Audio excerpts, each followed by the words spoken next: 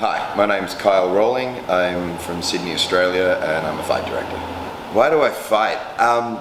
Look, I've been an actor and a martial artist since I was 8 years old, and I always was looking for a way of combining the two, and it wasn't until around 1993, 94 that I found stage combat, and I went, perfect. One thing I found about the martial arts is at an early age is that getting punched hurt, and I didn't like getting hurt. So when I could do stage combat, I could take 1,000 punches, not actually be hurt, get to act that I was hurt, not necessarily win every fight, but definitely not lose every fight either. I love the illusion of violence, but I despise real violence.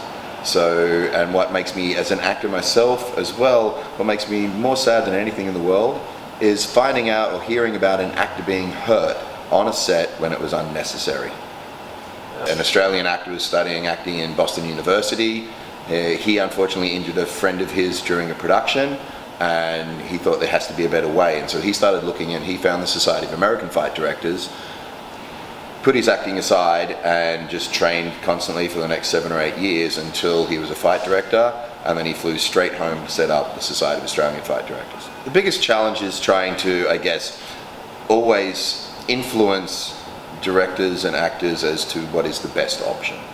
We will not always, we at times will say, no, that's not the best option you can have, this is a better option, but getting them to listen sometimes isn't. So when a director or an actor is dead set locked into what they want to do, and we have to work to that, it's either dangerous or it doesn't look the best that it could look, so that's probably the hardest one, working with other people's egos.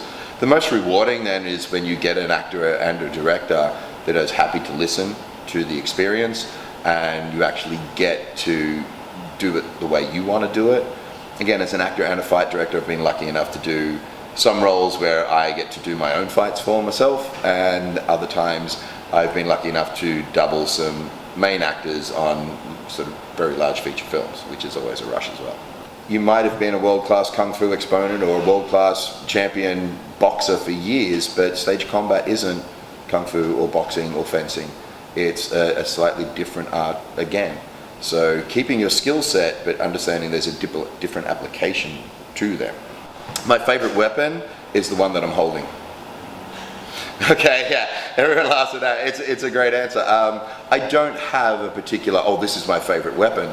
The weapon that I am holding is my favorite one at the time, because there's no point loving something else when this is what I've got to work with. If I had to choose my favorite sort of sword style though, probably katana, Japanese katana. For me, yes, they'll get a bunch of skills, but the most important thing for me is to give them more confidence in themselves. Because confidence in yourself leads you to know, I can do this. And when you're confident, when stage combat is always a partnership, you can't do a fight on your own. So if I'm confident in what I can do, and that confidence flows over to my partner, then they can be more confident in what I can do, which allows them to be more confident in what they can do. And when I'm confident in what they can do, then I can be more confident in them, so I can build more confidence in me. And it's this continuing cycle that we build each other's confidence. And whether it's performing a fight on stage, or whether it's walking down the street, dealing in business, just living their lives, interacting with other people, my goal is always to not create better fighters with what I do, but to create better people. The best thing is when you get the moments, when you see the light bulb go on in the head and they really understand it.